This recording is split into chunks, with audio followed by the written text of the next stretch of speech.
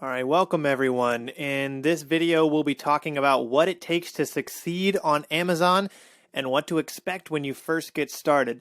It can be scary to jump into a new business opportunity, even one as easy and lucrative as this one. So my goal is to help you be as prepared as possible. That way, when you start selling your first product on Amazon, you're already leaps and bounds ahead of your competition. You ready to get started? I thought so. First, what are we actually selling on Amazon? Well, we sell private label products. And that means we hire a manufacturer to create a generic product for us, and then we place our brand on it and sell it. Don't worry, it's really not complicated, and I'll show you exactly how we do that in the next video. The first thing you want to think about is product selection.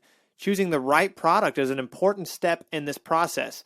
Now, don't misunderstand, there's no such thing as a perfect product, especially a perfect first product.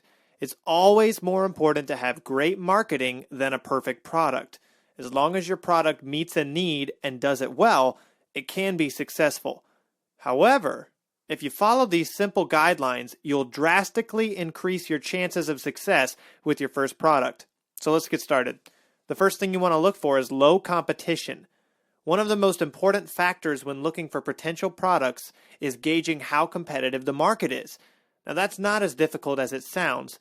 Here's a couple of ground rules. You generally want to avoid products that are considered brand dominated. That means the product is usually defined by a brand. Diapers, for instance, would be a bad choice to sell because the average consumer would not purchase off-brand diapers. On the other hand, consumers generally don't have a brand preference when they buy, say, a baking mat. So that would be a better choice to sell. The other thing you may want to avoid is a product where there are a bunch of sellers who really know what they're doing and already dominate the first page. Our goal is to get our product to the first page of Amazon, and if there are already a bunch of sellers there with optimized listings and great marketing, you may want to avoid that product altogether. I'll explain more about how you determine that in the next video. The second thing is high demand. You always want to target items that are in demand.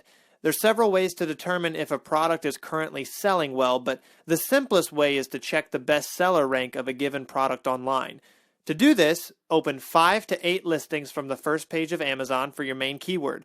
Scroll down until you see the bestseller rank, or BSR number, of those listings. The lower that number, the better it sells. A BSR of 100 means that the product is 100th best-selling item in that category. For instance, if you're selling a beauty product with a BSR of 100, you have the 100th best-selling product in the entire beauty category. And trust me, that product is making a ton of money. The third thing you need to look at is profitability. And that takes a bit more work to determine, but you want to make sure any product you source will eventually net a 40 to 60% profit margin. I'll go a bit more in depth on how you determine that in the next video, but as a general rule, you want to look at products in the $15 to $60 retail range. Those are the items that are going to be most likely to be highly profitable while also being easy to sell en masse. So that's all for this video, and in the next video, I'll talk about sourcing your product and listing your product on Amazon. Thanks for watching, everybody.